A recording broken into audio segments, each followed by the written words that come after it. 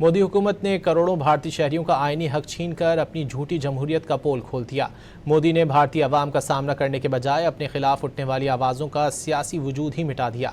मारूफ बैनुल अक़वामी जरीदे दी Japan times के मुताबिक इक़्तिदार में रहने के लिए मोदी भारतीय अवाम के बजाय अपनी मर्जी के वोटर्स तैयार कर रहा है। सियासी तज्ज़ियाकार योगिंदर यादव का कहना है कि मोदी ने रियासती क़वानीन और इदारों का गलत इस्तेमाल करके वोटरों को ही तब्दील करने का खेल शुरू कर दिया है।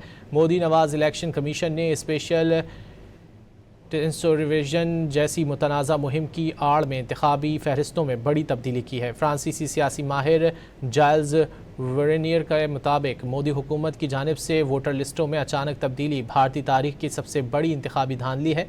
मोदी हुकूमत अब तक 9 सूबों में 6.5 करोड़ वोटर्स खारिज कर चुकी है।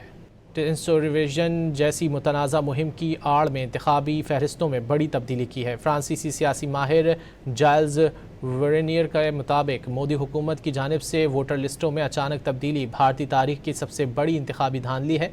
मोदी हुकूमत अब तक 9 सूबों में 6.5 करोड़ वोटर्स खारिज कर चुकी है।